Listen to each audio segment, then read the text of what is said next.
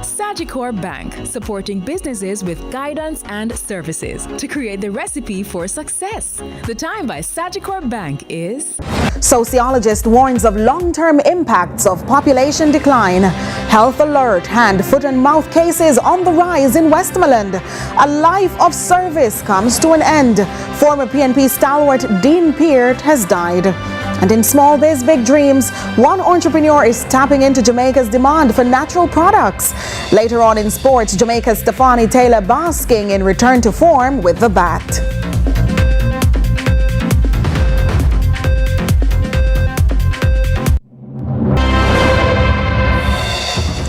From Kingston, Jamaica, this is CVM News at 7 from Monday, July 13, 2026. I'm Nika Lewis. Thanks so much for joining us. We begin with a developing story.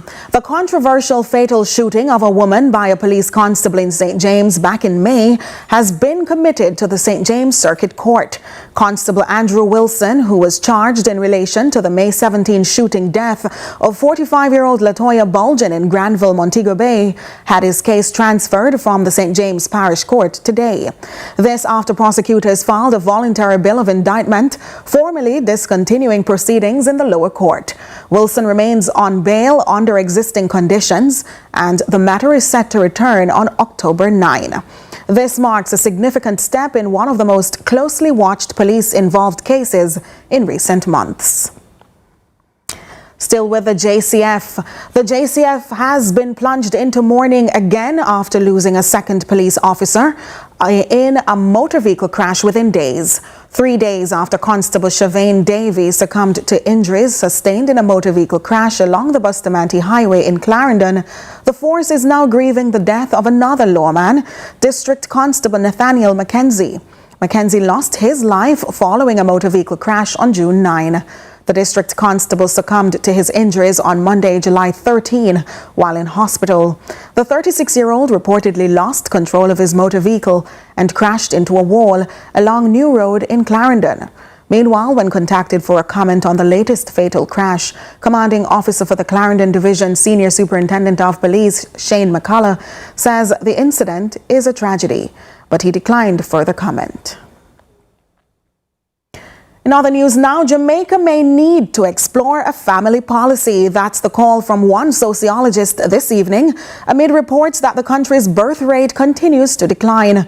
New figures flow from the Planning Institute of Jamaica, PIOJ, showing Jamaica's net population number increased by just 600 people in 2025. With more, here's Amoy Harriet. It's me! It's me! It's me! It's probably not me. Jamaicans have for months been very vocal on this issue.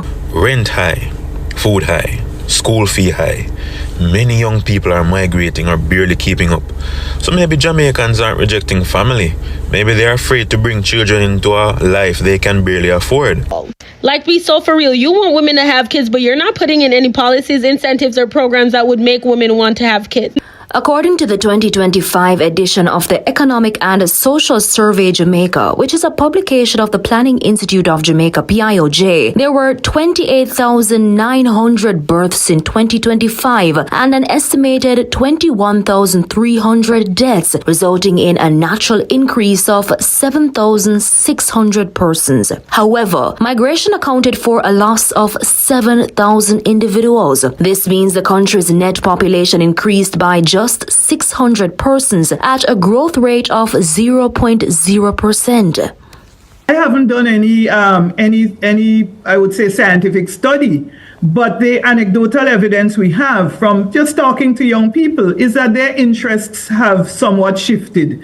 They're interested in careers, particularly women are into the development of their careers, and I would say the men as well. Their interest in quote unquote being burdened by a number of children, that has waned.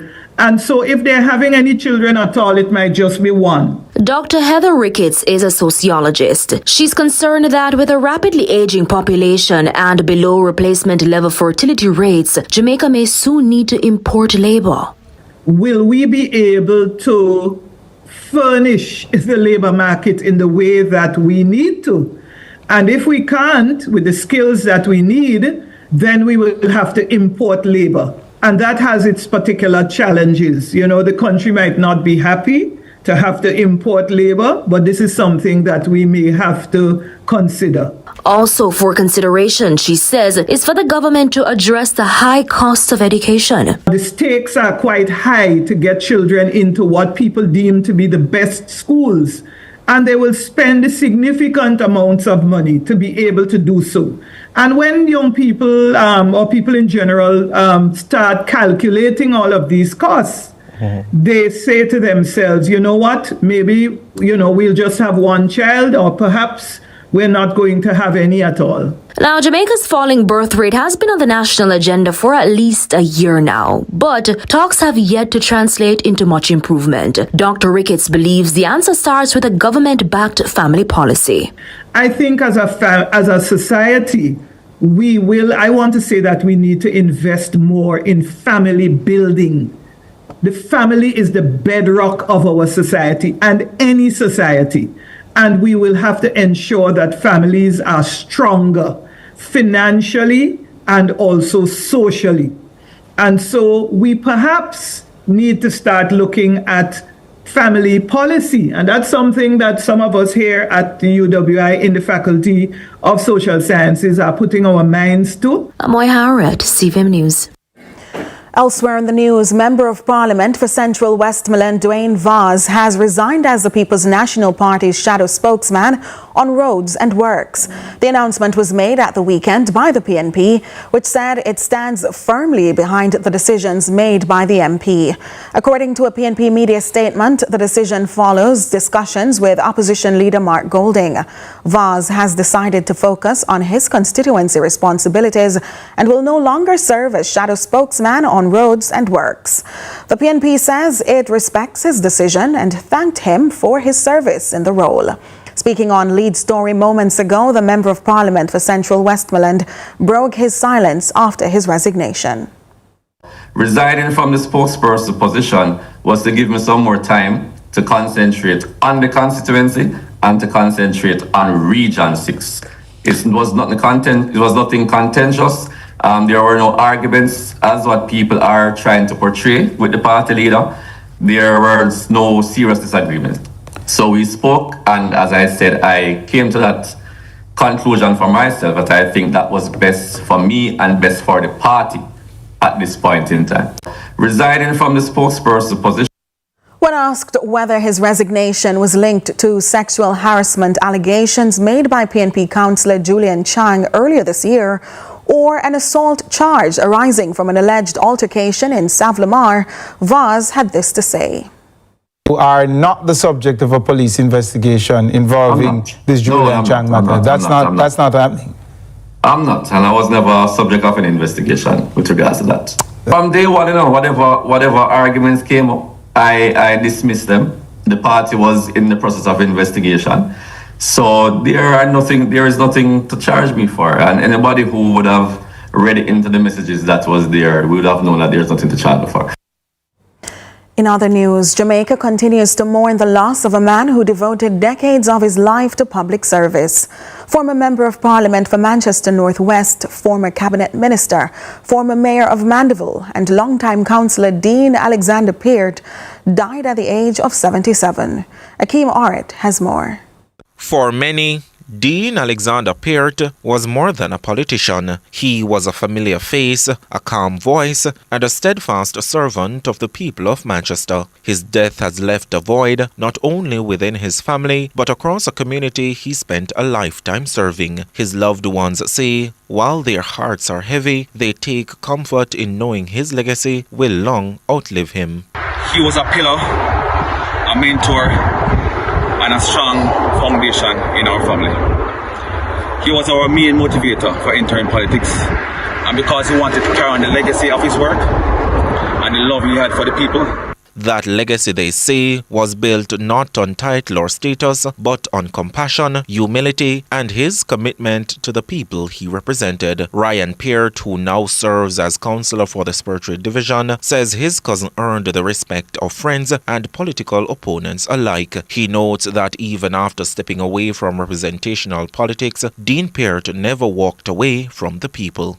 He had done several roads, especially in areas where in my division, I can speak for. I've seen some road that he had done that, you couldn't even believe that road could cut in some of those areas based on the steepness and the terrain. But he had done a lot, trust me. And his division and his constituency on a whole was, I would say, one of the best constituencies in Jamaica in terms of infrastructure. As I can mention about the community centers as well. Community centers, Manchester, not just Manchester, has the most community centers in Jamaica. And 90% of those centers was done by Dean Peart. But behind the public figure is the broken heart of a family now navigating an immense loss. I want to tell the family and friends and well supporters that they must stay strong as we go through this difficult time. And, I really appreciate the condolences and well wishes coming in. And we will just try to keep the family stay strong. It's very hard. It's a very hard time. Dean Alexander Peart's public life spanned decades, but those who knew him best say his greatest achievement was never the offices he held. It was the people he served, the relationships he built, and the example he left behind. A life of service has come to an end, but for many in Manchester, the impact of Dean Peart will be felt for generations to come. Reporting for CVM News, I'm Akeem Oret. We take a break. More news in a moment.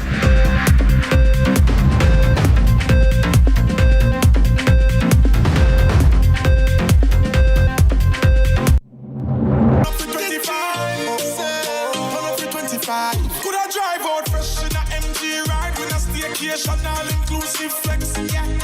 Heart of family cash. Yes. Smart TV, PS5, and home upgrade. Turn up your winnings this summer with Digicel. Sign up or switch to postpaid or Digicel Plus. Buy a SIM. Top up with 5 bills or more. Buy a 7-day plan or higher. A smartphone deal or just pay your bill. Authorized under Section 58(3) of the Betting, Gaming and Lotteries Act. Promotion period June 24 to September 5, 2026. Visit DigicelJamaica.com for terms and conditions. Before the first patty is made, there are hands that raise it, hands that grow it, hands that move it, hands that bake it, and hands that serve it. For Jamaica, by Jamaica. Through challenges and changing seasons, they stood strong. They built with us. They believed. To every farmer, every team member, every partner, thank you. Win with KFC, big league, join the league. Big league. Win a trip to Brazil, all you mean? Yeah. Big deal, meal deal, big match. Just buy KFC and win that. From now until July 20th, 2026, buy a big deal or meal deal for a chance to win a trip for 2 to Brazil. Courtesy of KFC. That's $500,000 cash from Best Dressed Chicken. 11 weekly winners score free KFC for a year. 65-inch TVs, smartphones, and more. Just WhatsApp your receipt to 876-784-7811 to enter and win big in the KFC Big League. Conditions apply. Authorized under Section 58 of the Betting, Gaming and Lotteries. Imagine if I wasn't wearing a seatbelt. Prevention is critical. That's why I recommend Colgate Total. It's 15 times more effective at fighting the root cause of oral health problems. Prevent problems before they start.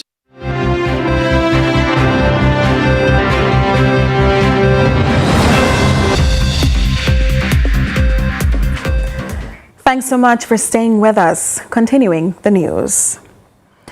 Health officials are intensifying surveillance in Westmoreland following a reported increase in hand, foot and mouth disease cases, with renewed calls for parents, schools and early childhood institutions to strengthen preventative measures. Children under 5 years old remain the most affected. Parents are encouraged to keep symptomatic children at home and practice proper hygiene. Schools and daycare facilities are being urged to reinforce cleaning and infection control measures ahead of the new school term to reduce the risk of further transmission.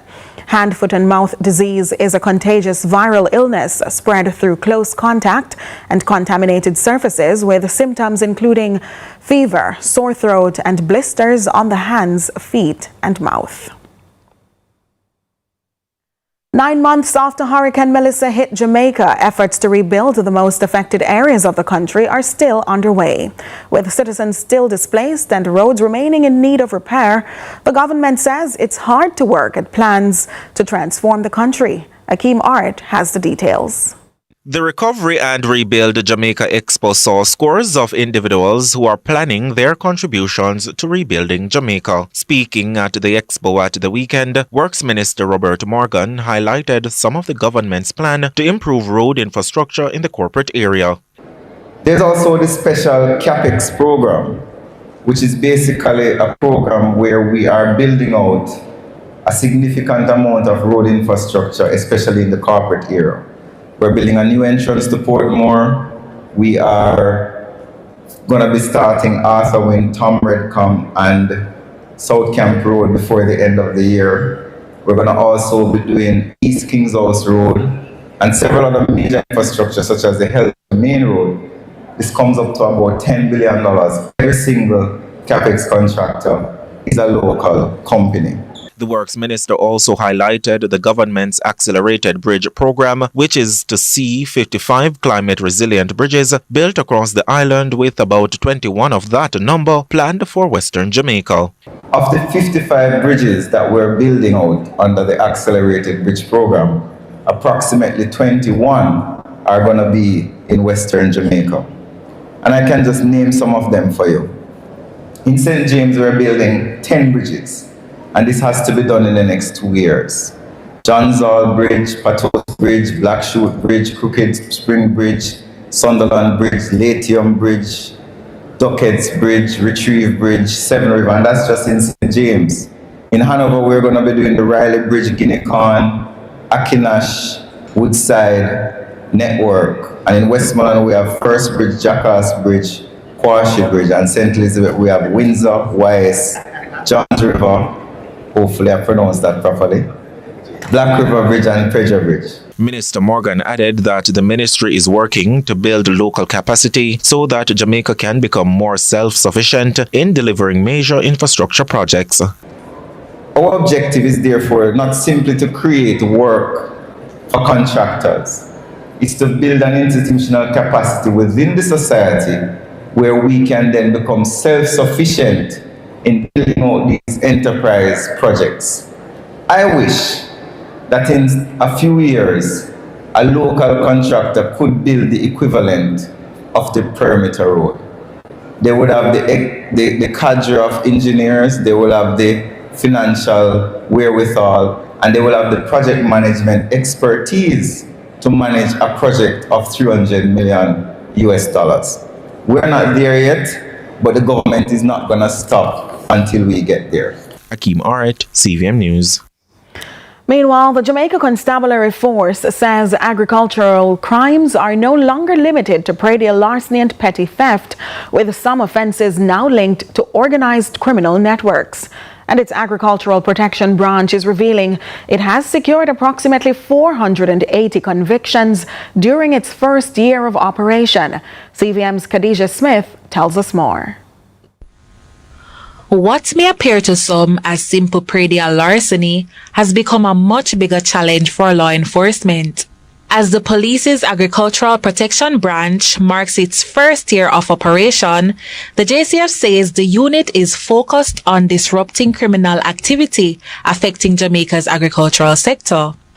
The APB is unique in a lot of ways, in which we are dispatched by the area to work within the divisions, and the teams out there, similar to what Robert is, Area 5, we work on a day-to-day basis with the stations in the division, and when we make the arrests and the charge, it is attributed to the divisions. So we have to work with the divisions in carrying out. So the APB would be that spear or that focus within the divisions for agriculture crimes, although when we're in the divisions, we have a zero tolerance. So all crimes that are detected, where police officers first, we enforce. While many associate agricultural crimes with stolen crops and livestock, police say the issue extends far beyond that. According to the JCF, many of these offenses are organized and involved criminal networks. Head of the Area 5 Agricultural Protection Branch Unit, Inspector Robert Robinson, says investigators have also observed new trends emerging within the sector. We strongly believe that these crimes are organized crime, meaning that they are gang-related, fully structured. Person give the orders for a person to go in the space, steal cattle, steal livestock, and the proceeds from these crimes fund gang activities, which in turn rise the murder tallies and rise other gang activities within the space. So we see it as a big deal. We have emerging trends. We tend to do our crime mapping, trend analysis, and we are seeing evidence that these crimes are not just minor in nature. We have farmers losing millions of dollars in just one theft. So it's serious threat to the agricultural sector, our gross domestic product, and our livelihood on a whole. So we are taking it as a very important task that was given to the APB. We are seeing it as something meaningful, and we are fully committed to the task. Speaking on the latest episode of the JCF's Force for Good podcast, the officers also discussed amendments to the Agricultural Produce Act, including increased fines, tougher penalties, and changes to sentencing provisions for agricultural offenses. The police say the branch has secured approximately 480 convictions during its first year of operation, adding that more than $9 million worth of agricultural produce has been recovered. For the first 6 months, just the last 6 months of 2025, that figure fell to 345. 440, I think. When we, last year, this time, we were at 345. It means that just over 100 reports were made. Meaning that persons reported that they lost agriculture items in 6 months versus the trend. So far, the trend is continuing. 146 reports so far. Newly appointed opposition spokesman on Land and Works, Lothan Cousins, says the government's approach to its Spark program raises questions of equitable investment and fairness across the country.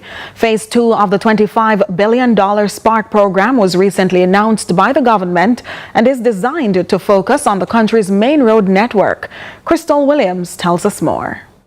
According to the National Works Agency's published project listings, $12.01 billion, nearly half of the Spark Main Roads Rehabilitation Program's total budget, is concentrated in the corporate area and St. Catherine. Of that amount, $7 billion has been allocated to just 2 major corporate area projects. The opposition spokesperson on Land and Works, Lothan Cousins, says this raises concerns about fair allocation and accountability. Meanwhile, us rural communities and constituencies and parishes have received little or no investment.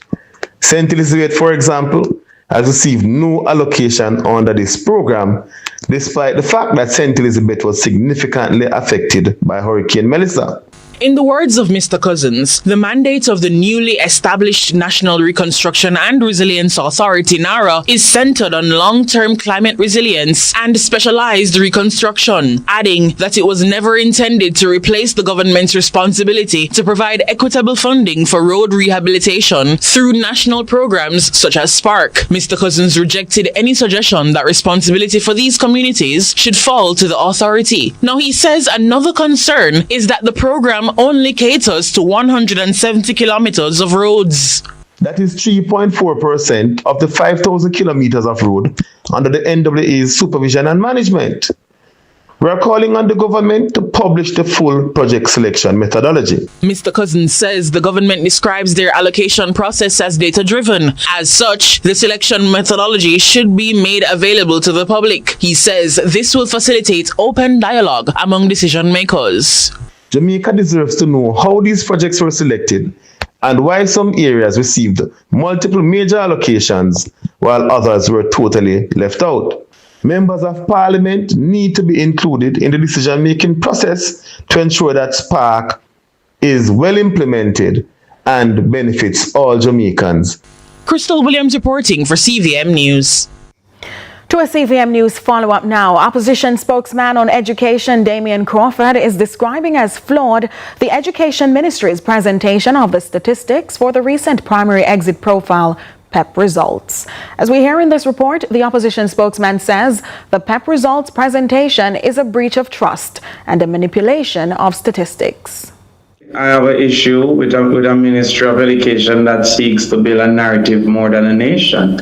And consistently, they have sought to sell lies and stories based on flawed statistical analysis. And while for many these may be considered too harsh words, Damian Crawford is not backing down, nor is he being apologetic.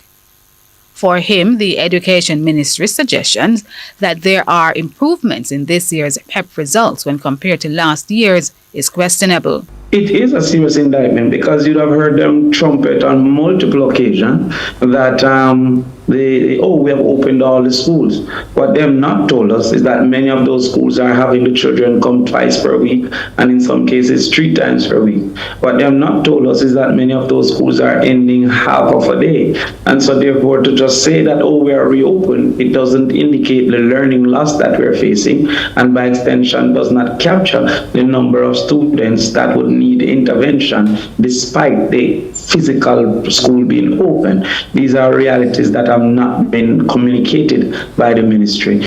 According to the opposition spokesman on education, a different examination was done in 2026 with at least 2 subjects and performance task portions of the remaining papers removed. To then come to proclaim that this suggests that we are doing well and also that the high schools are receiving better quality and should by extension be expected to deliver more is a flawed assessment that one puts undue pressure and unfair pressure on the schools and 2 suggests that less needs to be done. Crawford points out that he does not disagree that although the examination was in multiple choice format, that students can attain mastery. He was quick to say what he thinks this year's PEP results state. First of all, it showed that the children were resilient, that they were able to show up for exams, that they were able to execute and to in many cases deliver upon the exams general requirements. It also shows, however, that there's quite a bit of our students who are still struggling in pathway 2 and pathway 3.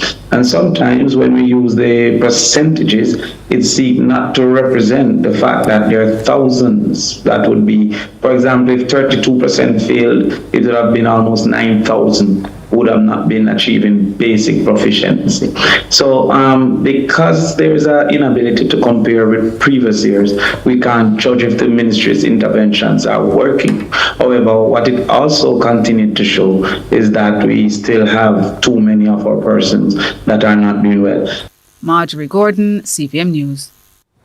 We take a break. Stay with us.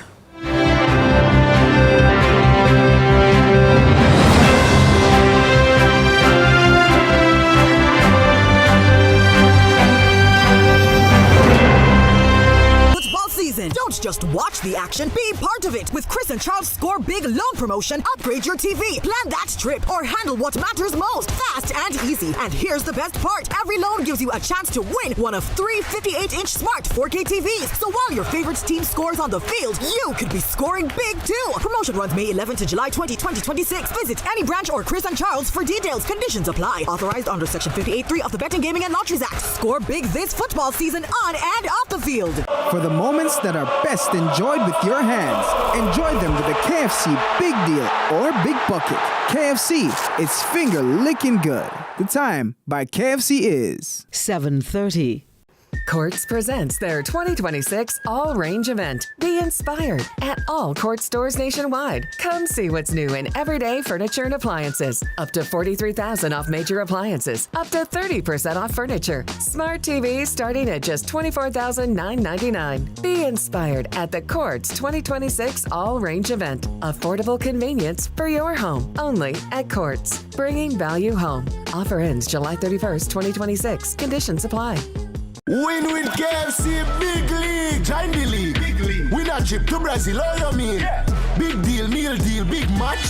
Just buy KFC and win that. From now until July 20th, 2026, buy a big deal or meal deal for a chance to win a trip for two to Brazil. Courtesy of KFC. That's $500,000 cash from Best Dressed Chicken. 11 weekly winners score free KFC for a year. 65-inch TVs, smartphones, and more. Just WhatsApp your receipt to 876-784-7811 to enter and win big in the KFC Big League. Conditions apply. Authorized under Section 58 of the Betting Gaming. Welcome back. As more Jamaicans embrace healthier lifestyles, local entrepreneurs are finding new opportunities to meet the growing demand for natural products. In this week's Small Biz, Big Dreams, our reporter Kevin Black introduces us to the founder of Blends Juices by Design Limited, a business that has been serving customers for nearly 12 years.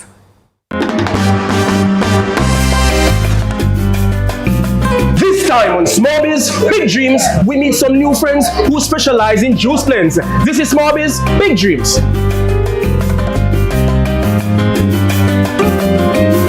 For nearly 12 years, Blends Juices by Design Limited has been providing customers with natural juices, smoothies, and health-focused products. Founder Kevin Smith says the business grew from his own health journey before becoming a fully registered company on July 18th, 2014. He adds that the company expanded into food products 7 years ago while remaining committed to using as many natural ingredients as possible. We started initially from the way we live, because the concept of juices, especially dairy-free and sugar-free and simple sugars and stuff like that, was when I kind of altered my personal diet from 1999 to 2014. So when I made the transition from corporate to entrepreneur, I kind of had that little safety net. I didn't leave it for too long, and I had a little, I had much more than what a lot of people start a business with. So I'm being very honest. So the challenges were there, but they weren't as great. While natural products are often seen as costly, Smith says his goal has always been to make healthy living both accessible and affordable. We know that we have expenses and we have obligations, but we are very affordable for this type of lifestyle, because you still can get something very filling, very organic for $1,000 Jamaican dollars. You can't go with $1,000 and get anything that is nutritious anywhere. So I think more now it's about the taste first for people, the consistent quality taste first, and secondly that it doesn't possess the simple sugars and the fillers and a lot of stuff that they don't need. As the business continues to grow, Smith is encouraging aspiring entrepreneurs to remain focused and stay true to their vision, saying long-term success is built on consistency. We're going to be making a fruitables smoothie right now. It consists of greens and fruits. So we start off with a little spinach, and add a few string beans, small portion of celery. Never leave ginger. Ginger. Strawberries. Blueberries.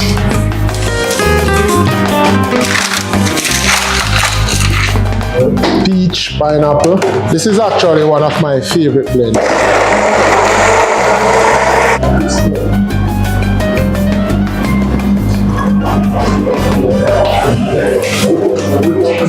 Jamaica's favorite, all fruits. You have to be consistent to your game.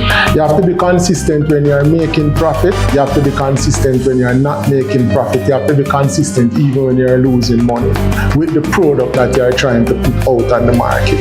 You have to be very consistent. Consistency is what pays. Well, blends can be contacted via WhatsApp or direct telephone call at 876-209-2937. That's 876-209-2937, or our Instagram account, which is blends_natural juices. And we have recently uploaded a TikTok account, which is the same blends juices by design. Next week, we'll witness the rise of another business. But until then, for Small Biz, Big Dreams, I'm Kevin Black.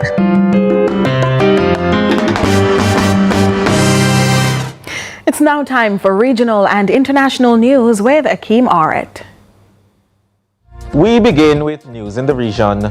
Cuba is again suffering from blackouts that are causing havoc for the country's nearly 10 million residents and the wider economy. France 24 has the details. It's the fourth countrywide blackout in 6 months. The aging energy grid is struggling to operate under the weight of punishing US sanctions. In January, the US president threatened tariffs on any country that sells or provides fuel to the island nation, the effects of which have ripped through the economy, affecting everything from public transport and rubbish collection to the production of electricity and the functioning of health infrastructure. Meanwhile, Trinidad and Tobago's government is pushing forward with its thrust to ensure rural communities are not left behind in relation to access to proper health care. TTT Live has more. This as MP for Mayaro and the Minister in the Office of the Prime Minister, Nicholas Morris, hosted a community health fair for the residents of Bish. Bish Shiruma Councillor Charlene Moona praised MP Morris, the Eastern Regional Health Authority, CURTT and other stakeholders for bringing the health services to the remote community. Minister Morris noted this is the third installment of this fair in his constituency. He suggested people in other remote areas can expect similar services coming to their communities. Now to news overseas, as U.S. President Donald Trump has announced that he is reinstating the U.S. blockade in the Strait of Hormuz and is imposing a 20% fee on all cargo shipped through the waterway. More from Al Jazeera.